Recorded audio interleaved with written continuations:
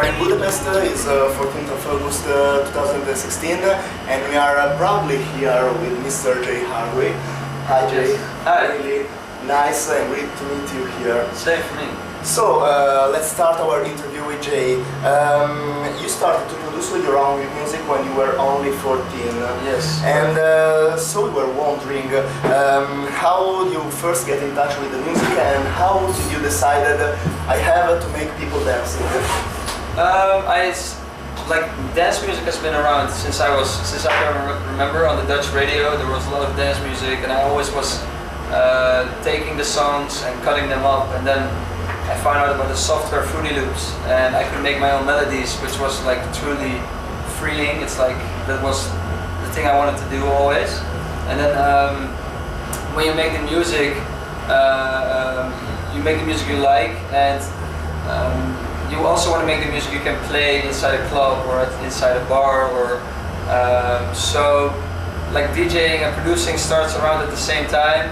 And then I started DJing in clubs, and you start to realize what people want to hear, and you combine that with what you like, what I like, and then out comes the music I make. So I like always try to combine a little bit of what I like and what I think the crowd will like, and yeah, that's how I got into this world. So it's fantastic, and I don't know if you know this, but this year Sziget sold more or less 500,000 passes, so there will be a lot of people outside this box.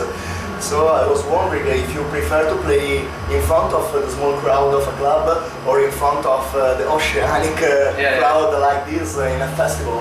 Big crowds are, it's really hard to describe. It's such an amazing feeling. Like you see so many people and they all like jump and they all go crazy. You just get an adrenaline rush for like the time you're playing, and it's such an amazing feeling. But on the other hand, the small clubs, the small intimate parties are really cool because you can actually connect way more with your crowd. Like you can almost touch them, and you can stay for pictures after your set. And so I still, of course, I want to do bigger and bigger shows, but I always want to keep doing the small club shows, because it's like you cannot compare the two, but small club shows are so like intimate and with the real fans, and you can connect with them, and that's like it's I don't want to lose that. So okay. And this is your first Sziget experience, so I was wondering, I know that you are yet arrived right now, but I was wondering what are your feeling about Sziget and what are you feeling right now? We just came through the festival area. It's like such a different crowd, young, old. It's like really cool vibe here. We walk through the small shops and you hear all the different kinds of music, and it's like really cool. And I have a lot of friends that went to this festival before, like a lot of Dutch people are here as well. Yeah, so I heard great stories. A lot of DJ friends of mine also played here, and they always tell me it's one of the craziest shows they ever did. So I'm like, I can swear. I'm excited to play later. And okay, now you can lie to us, but how long do you take to prepare a DJ set for an evening? Well, my DJ set preparation today took like 10 minutes, I think. I downloaded 2 new tracks, and I made some cue points in the track, because what I like, my DJ set it's always evolving. Like when I started, I downloaded a bunch of music like 10 years ago, and then I started evolving, like what kind of tracks do I like, and then every week I download new music.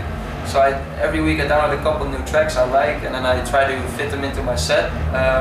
So I never prepare a set in that way that I know what I'm going to play. So tonight I'm going to know the track I start with, and from there on watch the crowd and just go by the feeling. It's also the most exciting, because it's like you can create special moments because you find a track that you haven't played in 5 years, and those special moments are if you plan a set, you never will create such a moment, so I always try to go in open-minded. Okay, last question, maybe is the most difficult, so sorry. But we are a cultural magazine, and we are interested both in the classical side of art than in the new areas of art. So we were quite skeptical about electronic music as a proper form of music, because we had focused it at you know, a new form of art. So I was wondering if it's more like a new side of music or a proper form of art itself.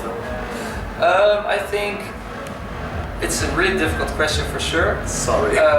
What I think is that yes, the melodies in the tracks are a lot of times simpler and shorter, and it's not like the most deep music sometimes, but what I think is really great is that it's really accessible for young and old, and especially for, you don't have to know a lot about music and you can enjoy it at a festival. It's like, it's easy to walk in a festival and enjoy the music, so that's why you can reach a lot of people, and it really connects people. Like I see it all around the world, people know the same tracks, and like if you hear 100,000 people sing along to a simple track, it's still a magical feeling. So I think that's why it's, I don't know if it's a form of art of itself, but I truly love what is happening. I think it's art, because art makes you dreaming, and your music as well can make people dreams.